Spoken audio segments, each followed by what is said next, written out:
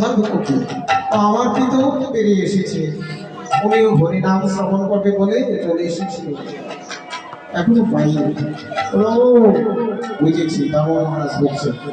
আরে দুইজন তো এসেছে অনেক দিন আগে আমার এখানে, আমি দেখিয়ে দিয়েছিলাম ওই বট গাছের তলে হরিনাম করার জন্য।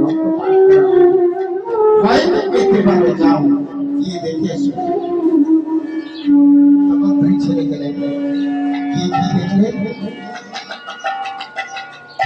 তাদেরকে তো আর শ্মশানে দেওয়া হয়নি, ওই কারো আলেঙ্গরের মধ্যে তাদের প্রাণবায়ু চলে গেছে। তাই চামড়া খসে গিয়ে রয়ে গেছে কঙ্কাল করানো অবস্থা। কঙ্কালকে দেখে কি চেনা যাবে তার পিতা করবে? চেনা যাবে কঙ্কালকে দেখে? তাই চিনছে না। তাই দুটি কঙ্কালকে নিয়ে গেলেন ওই দোকানের সামনে,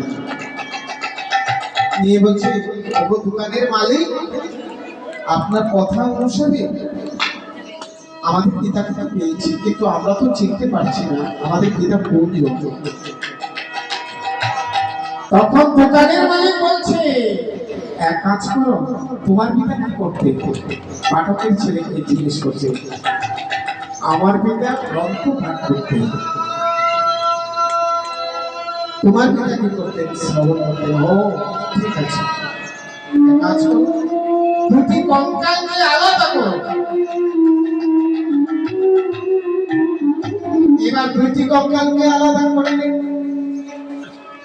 দোকানের মালিকের কাছে তো পাল্লা থাকে, পাল্লা বাটটা কি থাকে,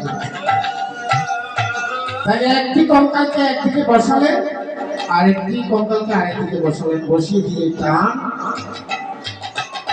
টান দিয়ে দেখলেন একটি কঙ্কাল তুলার মতো উপরে উঠে গেল, আর একটু হালকা।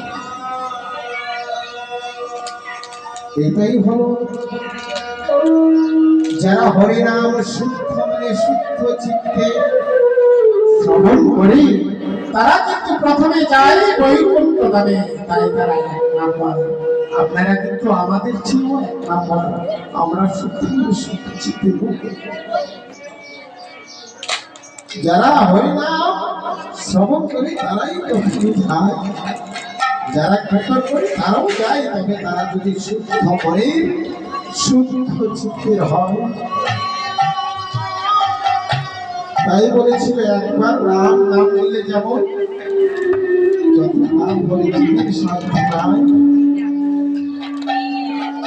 তাই একবার যদি শুদ্ধ মনে শুদ্ধ চিত্তে একবার যদি হরি নাম করা যায়, তাই আপনাদেরও হয়ে যেতে পারে। অন্তিম সবাই মিলে হরি বল হরি বল।